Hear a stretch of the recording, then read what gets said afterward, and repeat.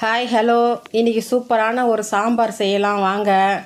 அதுக்கு முக்கியமானது தோசைக்காய். இதுதான் 2 தோசைக்காய் எடுத்திருக்கேன். இந்த காயில் சாம்பார் பண்ண சொல்லி எங்கள் வீட்டுக்காரர் கேட்டார். இந்த 2 தோசைக்காய் நான் வாங்கினேன். அதுக்கு ஒரு கடாய் வச்சு எண்ணெய் ஊற்றி கொஞ்சம் வெந்தயம், கொஞ்சம் சீரகம், கடுகு போட்டு பொரிஞ்சு வர அளவுக்கு பார்க்கணும்.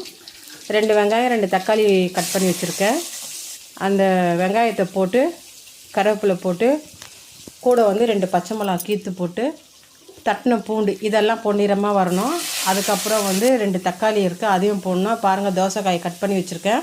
கூட முருங்கைக்காவும் 2 போட்டிருக்கேன். அதெல்லாம் எண்ணெயில் போட்டு வதக்கணும். முருங்கைக்காய் போட்டிருக்கேன். கூட சாம்பார் பொடி கொஞ்சம், வீட்டு மிளகாத்தூள் கொஞ்சம் போட்டிருக்கேன். இப்போ தோசைக்காய் போடுறேன், வதக்கணும். இதெல்லாம் நல்லா வதக்கி எடுக்கணும். இந்த காய் நல்லா புளிப்பாக இருக்குது சாப்பிட்டு பார்த்ததும். இப்போ காய் வேகிற அளவுக்கு தண்ணி ஊற்றிட்டு தேவையான உப்பு போட்டுக்கலாம்.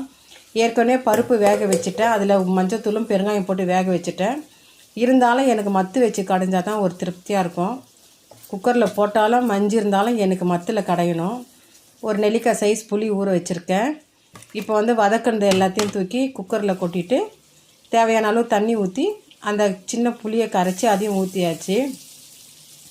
இப்போ தேவையான அளவுக்கு நம்மளுக்கு எவ்வளோ வேணுமோ அவ்வளோ நெய் விட்டுக்கலாம். இப்போ பாருங்கள், கொத்தமல்லி பொடியாக கட் பண்ணி போட்டுக்கலாம். சூப்பரான ஒரு தோசைக்காய் சாம்பார் ரெடி ஆகிடுச்சு பாருங்கள். கூட முருங்கைக்காய் போடுவோம், இன்னும் மணமாக இருக்குது. இது நான் சாப்பிட்டு பார்த்தேன். இந்த தோசைக்காய் மாங்காய் மாதிரியே நல்லா புளிப்பாக இருக்குது, சாப்பிட்றதுக்கு ரொம்ப நல்லா இருக்குது. நீங்களும் ட்ரை பண்ணி பாருங்கள். இந்த தோசைக்காய் சாம்பார் பண்ணியிருக்கீங்களான்னு எனக்கு கமெண்ட் பண்ணுங்கள்.